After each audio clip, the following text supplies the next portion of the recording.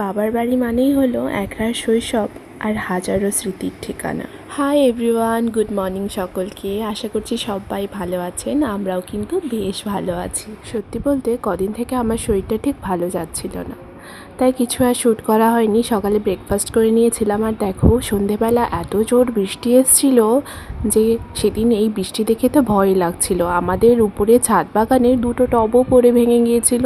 বৃষ্টি কার ভালো লাগে না বলো, কিন্তু এরকম যখন সব গাছপালা পড়ে ভেঙে যায় তখন কিন্তু মনটা সত্যি খারাপ হয়ে যায়। মনটা ভালো করার জন্য নিচে এসে আমাদের বুলবুলির সাথে আমি একটু গল্প করছিলাম। আমি কয়েকদিন থেকে বাপের বাড়িতে আছি। তোমাদের কিছুদিন আগে আমি বিমস গাছ দেখিয়েছিলাম, জানো বাড়ির সামনের গেটের এখানে কয়েকটা বেগুন গাছও লাগিয়েছিলাম। তো দেখো বেগুন গাছে না সত্যি খুব সুন্দর সুন্দর হয়েছে, কিন্তু বেগুনগুলো না খুব একটা বড় হয়নি, কেন জানি এই ছোটো ছোটোই হয়েছিল।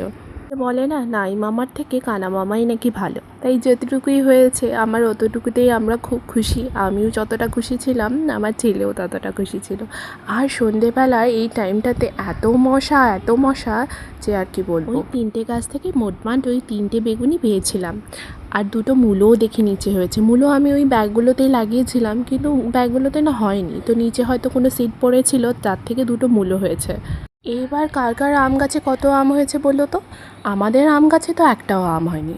একটা বলতে একটা হয়েছে, কিন্তু বড় আম গাছে যেখানে 50-60টার মতো আম হয় সেখানে মাত্র 1 থেকে 2টো আম হয়েছে, আর কলমের গাছে তো একটাই আম হয়েছে। এবার আম মাখা আর চাটনি খাওয়ার জন্য আমাদের কিন্তু বাজার থেকে কখনোই আম কিনতে হয়নি, যখনই মন হয়েছে গাছ থেকে ছিঁড়ে খেয়ে